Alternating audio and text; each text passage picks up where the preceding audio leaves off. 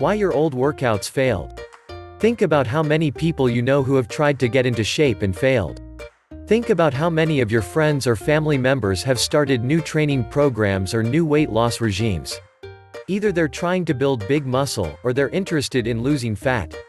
Either way, they come to you all excited about their new goals and they show you their program.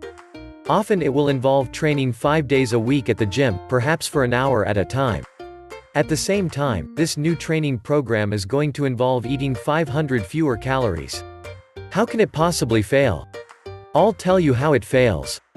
In fact, I'll tell you how it fails nearly every single time. The problem isn't that the training program isn't good. The problem is that they don't stick at it. They have this exciting aim and they're all ready to get going with it. But by week 2 they're already losing motivation. Something important comes up and they have to take a day out of training. Either that or they just get home from work and they're so tired they have to skip a session. Then they get a cold and that means another week off. And their friends are eating out and they're invited. So they head to that and they consume 1,500 calories in one sitting. So far, so bad. By the end of week 3, they're now back at the position they were in to begin with and they've made no progress on their diet or their training. This is disheartening and it's also somewhat embarrassing when people ask them how their fitness is going. So they just kind of brush it to one side and then pretend that it never happened. Until the next program comes along, that is.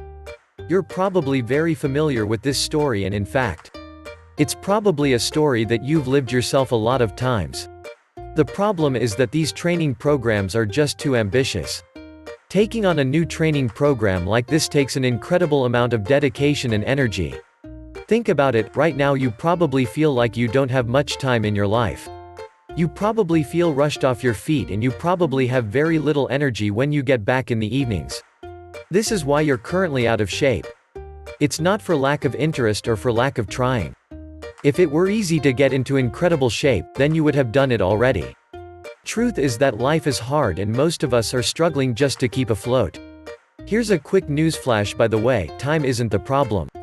All of us think that we have a problem with time, but this is almost always untrue. We very often think that we don't have time and that's why we don't get everything we want done. But if that's true, then how come you were able to watch that entire box set of Game of Thrones recently? How come you spent all of last night just lying in front of the TV? How come you were able to hit snooze 3 times on your alarm? The problem isn't time, it's energy. Energy is finite and there's only so much stress and so much work, activity that we can cram into one day before that finite energy begins to run dry. If you're already at your wit's end, if you're already exhausted and stressed, then what makes you think that you can add a workout to the end of your day that's an hour long? And what makes you think that you can drive to the gym to do your workout? And then back?